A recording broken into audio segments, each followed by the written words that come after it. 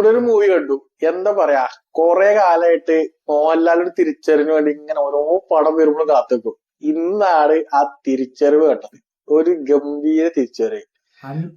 100% മനസ്സുക്ക് അത്രക്ക് സാറ്റിസ്ഫാക്ഷൻ. ഇത്രയും ഫ്ലോപ്പ് മൂവികൾക്ക് ശേഷം അതെ ഇത്ര സാറ്റിസ്ഫാക്ഷൻ തന്നൊരു മൂവികൾ കിട്ടിയപ്പോ അതെ. ഊഫ്, ഒന്നും പറയാനില്ല.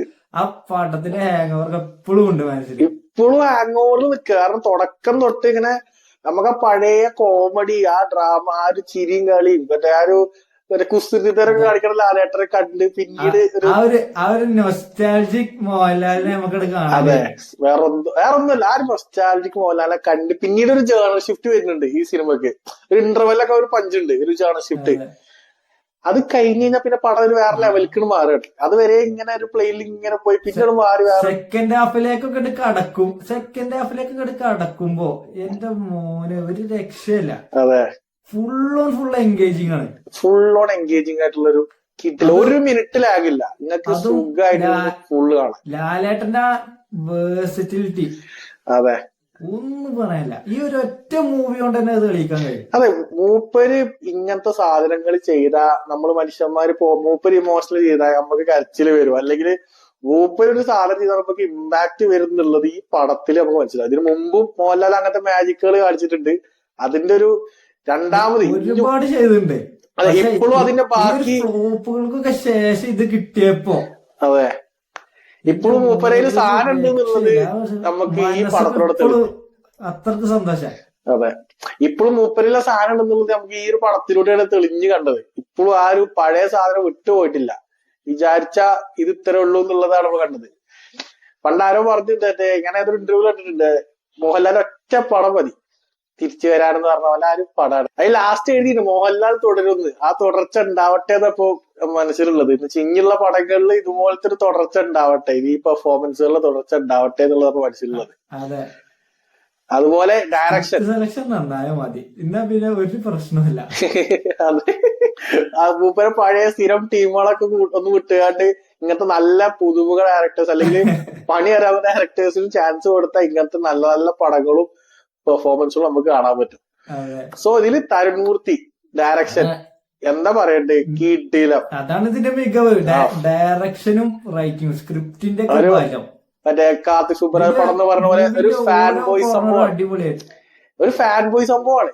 മൂപ്പര് ഒരു മോഹൻലാൽ ഫാനാണെന്നുള്ളത് നമുക്ക് ഇതിൽ ഓരോ സ്ക്രീനിൽ മോഹൻലാൽ എടുത്തു വെച്ച് കണ്ടാൽ മനസ്സിലാവും. ലാലേട്ടൻ എങ്ങനെ എടുത്തു വെച്ചിരിക്കണം എന്നുള്ളത് ആ ഒരു ഫാൻ ബോയ്സ് നമുക്ക് അവിടെ കാണാം. അത്ര രസമായിട്ട് എടുത്തിട്ടുള്ളത്. പുള്ളിന്റെ മുന്നത്തെ പടങ്ങളും സൗദി വെള്ളൊക്കെ ആയാലും അടിപൊളി വെടിപ്പായിട്ട് എടുത്തിരിക്കണ. അതെ, മുന്നത്തെ പടങ്ങളെ സൗദി വെള്ളൊക്കെ ആയാലും ഇപ്പൊ ഓപ്പറസ് ജാവയിലൊക്കെ നല്ല പടങ്ങളാണ്. പക്ഷെ അതിനൊക്കെ മാറ്റി ഗ്രാഫിനോട് വലിയ ലെവലൊക്കെ വരുത്തി ഈ പടം. ഒന്നും പറയാല്ല, ഇത് നെക്സ്റ്റ് ലെവലാണ്. നമുക്ക് എന്താ വെച്ചാൽ ആ ഒരു മോഹൻലാലിനുള്ള ലാലേട്ടനുള്ള ഇഷ്ടമാണ് കേട്ടോ. നമ്മൾ ഇത്തിരി ഈ പടത്തിനെ പൊക്കി പറഞ്ഞു നമ്മൾ ഹൈപ്പ് കുറെ കൊടുക്കാതെ കരുതണ്ട. നമുക്ക് ആ ഒരു ചെറുപ്പം തൊട്ട് കണ്ടാൽ ആളുടെ ആ ഒരു തിരിച്ചറിവേ. അതെ, അങ്ങനെയല്ല. പിന്നെ ഞങ്ങള് ഈ ഒരു മൂവി എന്ന സാറ്റിസ്ഫാക്ഷൻ അത് ഇപ്പോഴും ആ മനസ്സിന്ന് വിട്ടുപോകണില്ല. അതാണ്. അതെ, മനസ്സ് കിടന്നറിയാം. നമ്മൾ നല്ലൊരു ഫുഡ് കഴിച്ചിട്ട് മനസ്സിൽ തൃപ്തി കിട്ടുന്ന പോലെ ഒരു സിനിമ കണ്ടു കിട്ടുന്ന തൃപ്തി ഉണ്ട്, അത് കിട്ടി. പിന്നെ ഇതില് പറയേണ്ട എഴുത്തുകാര്, സ്ക്രിപ്റ്റിന്റെ ബലാണ് പിന്നെ ഇതിലുള്ള ഒരു പവർ. കാരണം നല്ല കിടിലം കണ്ടന്റുള്ള സ്ക്രിപ്റ്റ് ആണ്.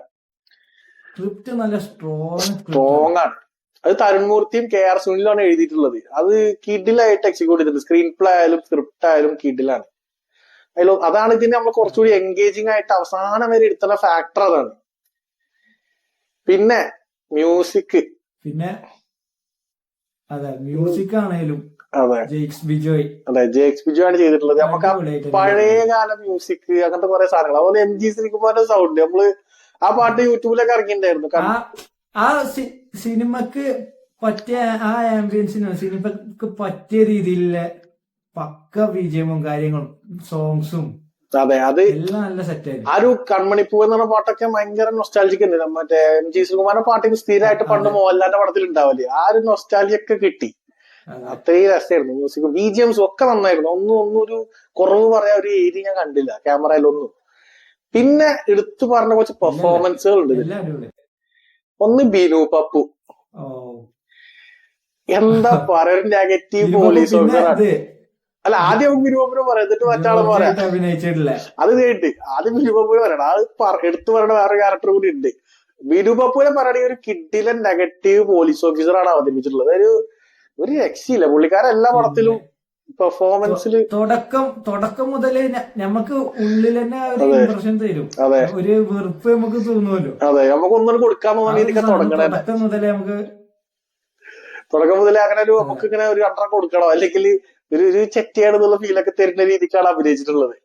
സോ അടുത്ത പറയാനുള്ളത് ഇതിൽ പറഞ്ഞു കഴിഞ്ഞാല് ബിനുപപ്പുവിന് ശേഷം പിന്നെ പറയാനുള്ള ഒരു എടുത്തു പറയേണ്ട പെർഫോമൻസ് ഇതിൽ നമ്മൾ ആദ്യമായിട്ട് കാണുന്ന ഒരാളുണ്ട്, ജോർജ് സാറ്.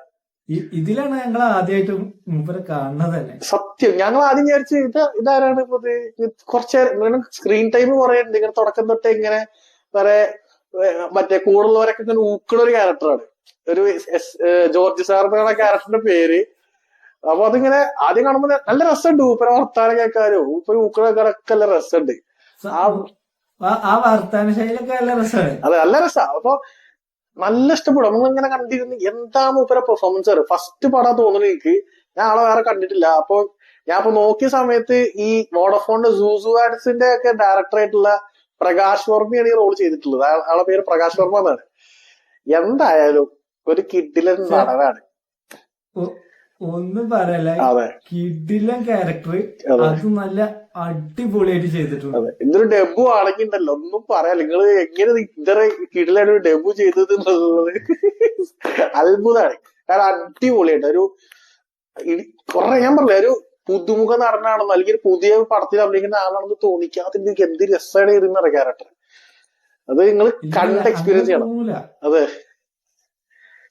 ഒരു പുതിയ പടത്തിൽ അഭിനയിക്കുകയാണെന്നോ ഒന്നും തോന്നില്ല. എക്സ്പീരിയൻസ് തന്നെ ചെയ്യണം. അത് കണ്ട എക്സ്പീരിയൻസ് തന്നെ ചെയ്യണം. നിങ്ങൾ മറക്കൂല, ഈ പടം കണ്ടാ മൂപ്പരങ്ങൾ മറക്കൂല. അത് ഞാൻ ഈ ഒപ്പിട്ടേക്ക് അത്രയും വിശ്വാസം ഉണ്ട്. കാരണം അത്രയും കിടിലൊരു ഇമ്പാക്ട്ഫുൾ ക്യാരക്ടർ തന്നെ ഈ സിനിമയിൽ മൂപ്പര്. പിന്നെ ഇതിൽ പറയേണ്ട ഒരു ക്യാരക്ടർ ശോഭനന്റെ ക്യാരക്ടറാണ്. അത് തുടക്കത്തില് എന്താ പറയാ ഒരു ഇമ്പാക്ട് ഒന്നും ഇല്ലാതെ ജസ്റ്റ് ഒരു തമിഴ് വൈഫ് അങ്ങനെയാണ് തുടങ്ങുന്നത്. ഒരു കാസ്റ്റ് ചെയ്ത ഒരു വൈഫ് പോലെ റോൾ ചെയ്യണ പോലെ അത്ര തോന്നുന്നു, അങ്ങനെ ഫീൽ ചെയ്തിട്ടുണ്ടായിരുന്നുള്ളൂ. അതെ, പിന്നെ അവര് തമ്മിലുള്ള കോമ്പിനേഷൻ ഒക്കെ രസമുണ്ടായിരുന്നു. നമ്മൾ പണ്ട് കണ്ട ഒരു കോംബോ തിരിച്ച് കണ്ടതിന്റെ ഒരു സുഖം ഉണ്ടായിരുന്നു. അല്ലാണ്ട് പ്രത്യേകിച്ച് പെർഫോമൻസ് കിട്ടും. അതെ, പെർഫോമൻസുകൾ നേരിണ്ടായിട്ട് തോന്നിയിട്ടില്ല തുടക്കം. പക്ഷെ ലാസ്റ്റ് ക്ലൈമാക്സ് എടുക്കുന്ന സമയത്ത് ഒരു നോട്ടുണ്ട്, അത് എന്താ പറയാ ഒരു നോട്ടം. അതെ, അത് മണിച്ചിത്രതായിലൊക്കെ ഉണ്ടല്ലോ ഒരു നോട്ടം, അതുപോലൊരു നോട്ടുണ്ട്. ആ നോട്ടത്തിന് ശോഭനയെ പറ്റുള്ളൂ തോന്നുന്നു, അങ്ങനെ തോന്നുന്നൊരു നോട്ടം. ശോഭനയ്ക്ക് അത് ചെയ്യാൻ പറ്റുള്ളൂ തോന്നുന്നത് എനിക്കൊരു നോട്ടം ഉണ്ടായില്ല. ആ നോട്ടത്തെ നമുക്ക് മനസ്സിലാവും എന്തിനാണ് കാസ്റ്റ് ചെയ്തത്. അതെ, പിന്നെ ബാക്കി കാസ്റ്റുകളൊക്കെ നല്ലതാട്ടോ. ഇതില് ഫർഹാൻ ഫാസിലൊരു കോൺസ്റ്റബിൾ റോൾ ചെയ്തിട്ടുണ്ട്, ഒക്കെ നല്ലതാ. കാസ്റ്റിംഗ് എവിടെയും മോശം പറയാല്ല, എല്ലാ റോളും നന്നായിട്ട് എല്ലാവരും ചെയ്തിട്ടുണ്ട്. എടുത്തു പറയുന്ന ക്യാരക്ടേഴ്സ് ഇതായിരുന്നു. പിന്നെ ഇനി ഇതിൽ പറയാനുള്ള കഥാപശ്ചാത്തലം എന്ന് പറയുന്നത് മോഹൻലാൽ ഷൺമുഖം എന്നുള്ള ക്യാരക്ടറാണ്. എല്ലാരും ബെഞ്ച് എന്നാ വിളിക്കുക. ഒരു വണ്ടിഭ്രാന്തരാണ്. അതെ, ഒരു അംബാസഡർകാരാണ്. നിങ്ങൾ കണ്ടിട്ടുണ്ടാവും ഫോട്ടോയിലൊക്കെ ഒരു കറുത്ത അംബാസഡർ. അതൊരു ക്യാരക്ടർ പോലെ കേട്ടോ ഈ പടത്തിൽ ഒരു ക്യാരക്ടറാണ് അതില്. അത് ആ അംബാസഡർകാരനോടുള്ള അടുപ്പവും പിന്നെ ഇതിന് ഈ അംബാസഡർകാരൻ ഒരു മകനെ പോലെ കൊണ്ടുവരുന്ന ഒരാളാണ് ഇതില് ഷൺമുഖം എന്ന ക്യാരക്ടർ.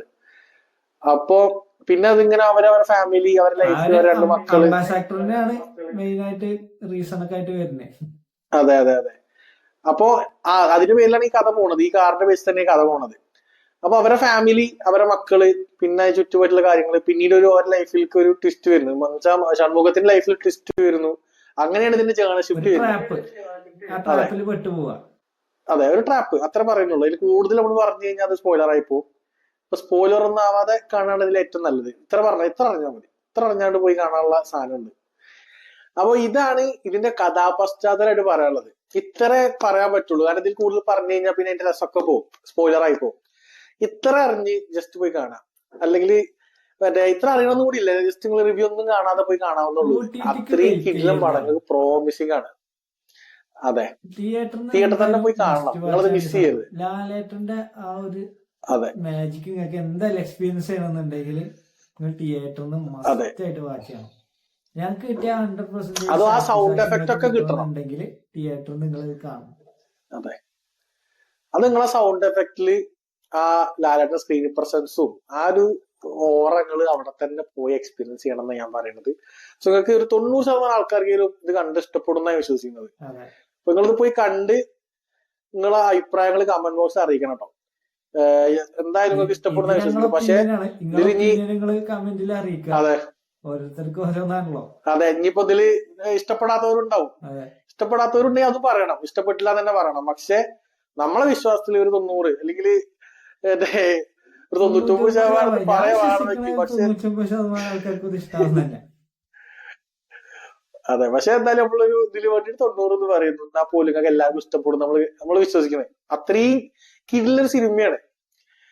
ഒരു ഭാഗത്ത് പോലും ലാഗ് അടിക്കാതെ കണ്ടിരിക്കാൻ പറ്റിയ സിനിമയാണ്. അപ്പൊ നിങ്ങൾ പോയി കണ്ടു നോക്കുക. എന്നിട്ട് താഴെ കമന്റ് ബോക്സിൽ അഭിപ്രായം അറിയിക്കുക. പിന്നെ പറയാനുള്ളത് വെച്ചാല് ഞങ്ങൾ ഈ വീഡിയോ എടുക്കുന്നത് 2 ലൊക്കേഷനിൽ എടുത്തിട്ടാണ്. ഞാൻ എന്റെ കോളേജിന്റെ സ്ഥലത്തും അവന്റെ വീട്ടിലും. വീഡിയോ കോൾ ചെയ്താണ്ടാണ് ഈ വീഡിയോ എടുക്കുന്നത്. അതെ, അപ്പൊ അതിന്റെ ചെറിയ ലേറ്റൻസി പോരായ്മകളൊക്കെ ഉണ്ടാവും. അപ്പൊ നമ്മൾ ഈ ചാനലിന്റെ ഞാൻ പറഞ്ഞില്ലേ നമ്മളെ മൾട്ടിപ്പിൾ അഭിപ്രായങ്ങൾ ഉണ്ടാവുക എന്നുള്ളതാണ് നമ്മൾ 2 ആൾ ഒരുമിച്ച് എടുക്കണം എന്നുള്ളതിൽ ഇത് എടുത്തത്. അപ്പൊ അവൈലബിൾ ആയവരെ വെച്ച് എടുക്കുക എന്നുള്ളതാണ് നമ്മൾ ചെയ്യുന്നത്. ഇതിൽ എന്തെങ്കിലും പോരായ്മകൾ ഉണ്ടെങ്കിൽ, കറക്ഷൻസ് വരുത്താണെങ്കിൽ ഞങ്ങൾ കമന്റ് ബോക്സിൽ പറയാം. പിന്നെ എന്തെങ്കിലും തെറ്റുകുറ്റങ്ങൾ ഇതിൽ ഉണ്ടെന്നുണ്ടെങ്കിൽ ക്ഷമിക്കാം. നമ്മൾ അടുത്ത വീഡിയോയിൽ കൂടുതൽ റെക്ടിഫൈ ചെയ്ത് മുന്നോട്ട് വന്ന വീഡിയോസ് നമ്മൾ പോസ്റ്റ് ചെയ്തിരിക്കും. അപ്പൊ ഇതൊരു തുടക്കമാണ് ഇങ്ങനത്തെ വീഡിയോസ് എടുക്കല്. നമ്മൾ ഓരോ മിസ്റ്റേക്സ് നമ്മൾ ക്ലിയർ ചെയ്യും. ആ മിസ്റ്റേക്സ് നമ്മൾ അറിയിക്കുക. അതാണ് ഞങ്ങൾക്ക് ചെയ്തു തരാൻ പറ്റിയൊരു സഹായം എന്ന് പറയുന്നത്. നമ്മളെ മിസ്റ്റേക്സ് അഭിപ്രായം പറയുന്ന പോലെ ഞങ്ങൾ ഇമ്പ്രൂവ് ചെയ്യാൻ നോക്കും.